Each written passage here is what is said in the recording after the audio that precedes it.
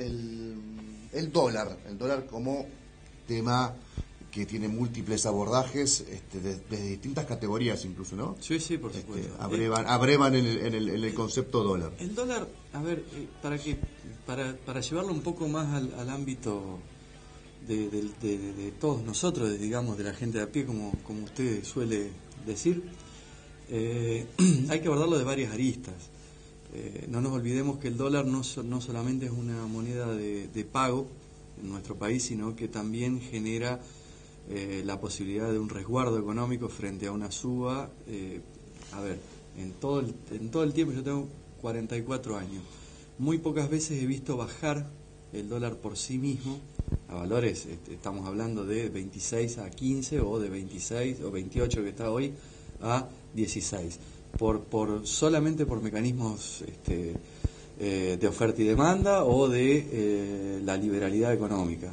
Sí, cuando hay una política estatal que lo fija en un determinado valor, como fue la implementación del Plan Austral en su momento y la implementación del peso después, que le restaron una cantidad de ceros importante para ponerlo a una paridad.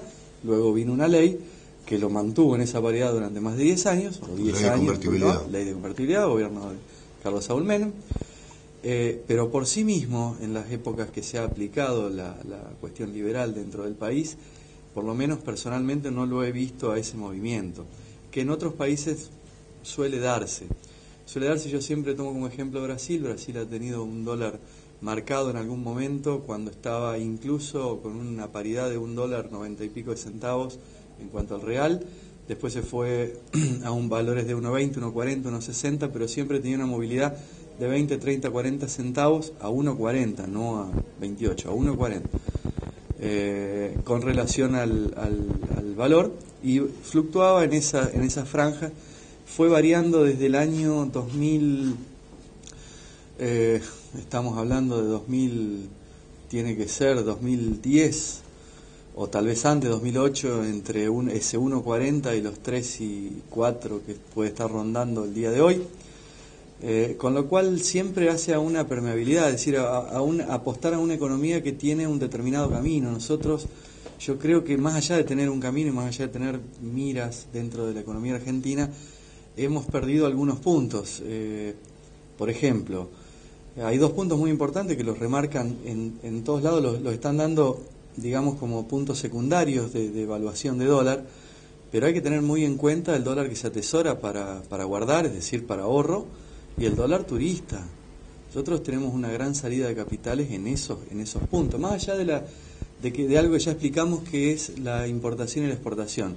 Hace un tiempo atrás, hace 6 meses atrás, prácticamente, sobre el final del año, un poquito más, tal vez en noviembre del año pasado, estábamos hablando de qué se había votado en la ley de presupuesto para el año 2018 por parte del gobierno nacional. Se votaba un dólar de 19.50 estable, sí, cuando estaba en 17, sí, y se había votado una meta inflacionaria de un 15% anual, cuando habíamos cerrado el año anterior alrededor de, cuando el último mes de diciembre del año pasado había sido del 3%.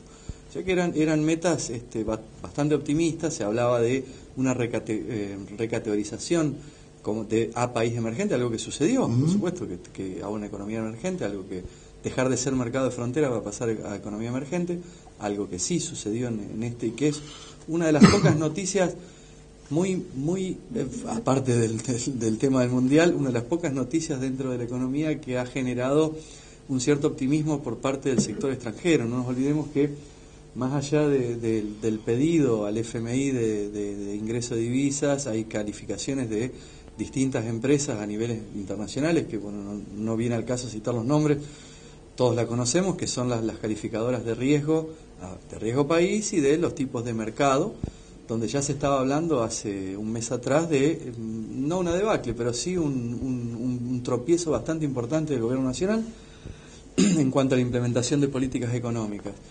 A ver, todo dado en función al valor del dólar, ¿sí? No dado en función a valores y estamos hablando de que son previsiones para este año y que la inflación va a estar prácticamente en el doble de lo que se había previsto, una inflación de un 30%, teniendo en cuenta que las tasas de interés se han ido, para el caso de las LEVAC, que estábamos charlando con vos fuera de cámara, entre 47 y 48, el martes pasado hubo una recompra y una refinanciación, es decir, hay gente que siguió manteniendo las LEVAC, las renovó por un tiempo, y hay otra gente que obtuvo su capital de vuelta y tuvo que hacerle frente de un 60% de renovación, prácticamente la mitad de lo que se había colocado. Es decir, son puntos que de alguna forma hacen que la confianza se vaya diluyendo. La noticia más importante fue esta de nombrarnos como mercado emergente para la recepción de divisas extranjeras, y esto lo venimos hablando hace mucho tiempo. Volviendo al punto de lo que hablábamos el año pasado, nosotros mismos en este programa lo hemos dicho, el dólar no se iba a mantener en esa franja. No, pero aparte del dólar, Marce, con un crecimiento en 3 meses del 40%, más o menos, frente a la competencia que puede ser la competencia más directa, que es la tasa del plazo fijo, que le cuesta tocar el piso del 30, que está en 24, 25, 26. 27, dependiendo de los valores, y el banco, los valores, la modalidad, el tiempo. Que es una tasa extraordinariamente fenomenal. Sí, ha llegado a estar un 3% mensual, un 33% hace un par de años atrás, en algún momento. Con lo cual no vuelve atractivo el plazo fijo, vuelve atractivo el dólar. En realidad el dólar no debería ser una opción de ahorro. El dólar es un medio de pago como cualquier otro, es una moneda, puede ser el dólar, puede ser el yen, puede ser el euro. Hay infinidad de monedas extranjeras con las cuales nosotros pagamos facturas a proveedores de fuera del país, o cualquier empresa o cualquier importadora de servicios paga la factura. Normalmente es en dólares porque es la más fácil, la de cotización más transparente, la de mayor movimiento, pero se puede usar cualquiera. Incluso para el ahorro también puede existir ahorrar en cualquier otra moneda. ¿Cuál es el tema? Nosotros tenemos arraigado una idea de una cotización del dólar. Tal vez el euro en algún momento ha sido una opción mucho más importante, en algún momento. Hoy ya no es tan atractiva. Para quien le guste investigar un poco en los mercados orientales, que realmente son mercados muy importantes, manejan mucha cantidad de dinero, si bien no nos favorece los usos horarios para tener cierta paridad y analizarlos directamente, el yen o las monedas, la moneda china, la India, han tenido gran movimiento también, han sido atractivas en su momento. Hoy ya no tanto. Nosotros tenemos arraigado psicológicamente el valor del dólar, el valor del peso anclado a un valor del dólar. Y no es el mal completo de la economía. Casarse con el FMI tampoco es el mal completo de la economía, es obtener una línea de financiamiento sin tener que emitir deuda a un fondo buitre, por ejemplo.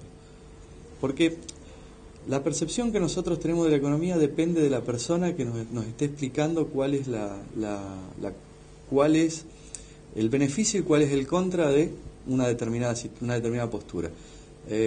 Ejemplo, beneficio, los pros y los contras. El pro de haber pactado con el FMI es no tener que salir a buscar deuda pública a tasas exorbitantes, muy superiores, que ya nos ha pasado, emitir bonos a 100 años, emitir bonos a 10 años, a 5, con mercados o a particulares o a grupos económicos que después van a refinanciar esta deuda, van a pedir mayor cantidad de intereses o van a venir a querer cobrarla en algún momento. En realidad es una deuda, hay que pagarla, y nos pasa lo que nos había pasado con el Círculo de París o con los otros fondos buitres. Eso es un pro. La contra es que el FMI no permite en un grado importante el manejo del tipo de cambio. ¿Qué quiere decir? Que nos van a ingresar 7.500 millones de dólares en algún momento al país, y no los vamos a poder utilizar para mantener el tipo de cambio, porque una de las metas es que el tipo de cambio sea flotante de este organismo. También nos va a pedir que se achique el gasto público, pero a ver, por una cuestión lógica, el déficit público lo pagamos entre todos, el Estado somos todos, no es una persona, el presidente, la administración pública, somos todos. Si el Estado, que mantenemos entre todos con los impuestos que pagamos todos, da un déficit, la lógica es que se ajuste. Si ese déficit va a ser únicamente un déficit para paliar una situación social, es decir, de alguna forma solucionar el problema social de la Argentina, todos con gusto estamos de acuerdo que el Estado incurra en un déficit. Ahora, si el déficit no va encarado para la cuestión social y solamente es un déficit estructural, porque el Estado durante mucho tiempo palió brindando, por dar un ejemplo, esto es a grosso modo, una cantidad exorbitante de empleos, y ninguno va a querer mantener esos empleos que son superfluos con dinero de los impuestos. El Estado lo seguimos manteniendo entre todos. Eso es algo que no tendrían También está la discusión del derecho adquirido ahí, Marce. Bueno, hay una serie de discusiones y una serie de planteos para paliar determinados problemas. Todo depende cómo uno lo encare y qué es lo que cada uno piensa acerca de todo esto. Por supuesto, mi idea puede ser muy distinta a la de mucha gente, pero no creo que sea el mal mayor, el cuco. ¿Qué es lo que va a pasar? Obviamente, ¿qué pasa cuando cambia el tipo de cambio? Es decir, aumenta o disminuye el valor de una moneda con relación a la propia o a cualquier otra. Lógicamente, todos los productos o toda la producción o todo aquello que tenga que ver en algún punto con una medida de importación va a cambiar su precio. Algo que tenía un valor en algún punto de producción, dólar, eso automáticamente, al aumentar la cantidad de pesos que tengo que poner o que tengo que pagar para obtener un dólar, eso va a aumentar en la misma medida ese componente. Vamos a un ejemplo simple. Yo traigo del mercado chino algo que era el gran cuco de no hace mucho tiempo, un determinado producto que era en relación a lo que costaba el dólar, un dólar 16, 17 era barato. Hoy con un dólar de 28 ese producto es caro, traído de fuera del país, por lógica, porque antes si me salía un dólar tenía que poner, me costaba a mí en la Argentina 17, hoy tengo que poner 28. Entonces, ¿es una forma de limitar la importación? También. ¿Es una forma de incentivar la exportación? Por supuesto. Algo que yo en el mercado externo vendía en $100 y a mí me representaba 1.600 pesos, hoy eso mismo que yo sigo vendiendo en $100 porque no toco el precio, 2.800. Hoy obtengo 2.800. Entonces, son distintas formas y distintas ópticas de verlo. Ahora, ¿cuál es el problema? Hay insumos tales como medicamentos, plástico, acero inoxidable. Hay cuestiones que no se producen en el país que específicamente hay que importarla desde afuera. Ese insumo, lamentablemente, va a ser caro para toda la cadena, que es lo que hablábamos hace unas semanas en cuanto a bolsas plásticas, vamos al caso del petróleo. Efectivamente, busquen algo o piensen en algo que en este país lamentablemente no se produzca. Bueno, un caso es algunos derivados de petróleo. Hay 3 importadores grandes en Buenos Aires que son los que de alguna forma reparten en el resto del país por medio de distribuidores. La cadena es amplia para el formado de bolsas plásticas de envoltorio, tal vez desde el papel del caramelo hasta la bolsita que contiene todos los caramelos que están dentro. Entonces, ¿qué es lo que va a suceder? La bolsita de caramelos tiene el costo implícito del aumento del dólar. ¿Por qué? Porque el papel, realmente no tengo idea hoy específicamente si es polietileno o polipropileno lo que lo envuelve, pero ese plástico tiene un aumento. Entonces eso se va a trasladar y ¿qué va a generar? Lamentablemente genera inflación, porque ese producto es más caro. Entonces yo tengo que de mi bolsillo sacar más dinero para poder comprar un producto. No vayamos a los productos de la gama media hacia arriba, es decir, vamos a los de primera necesidad, también se envuelven y tienen un envoltorio, una caja de leche. La semana que viene, Marce, me gustaría que hablemos de las LEVAC, ¿no? Bien. ¿Qué son quienes realmente tienen la posibilidad de hacer un pingüe negocio con las o un negocio, no, saquemos pingüe, un negocio con estas letras y cuánto afecta a la economía argentina cada vez que hay un vencimiento de estas letras? ¿Te parece? Sí, por supuesto. Gracias, Marcelo. Nos vemos la semana que viene. En el medio juega Argentina, amigos, el sábado, octavo de final contra los franceses, y a las 10 de la mañana. 11 de la mañana. Creo. A las 11 de la mañana, el mejor momento para qué, Robert, querido, para comerte un gran salamín para preparar el asado, para preparar las achuras.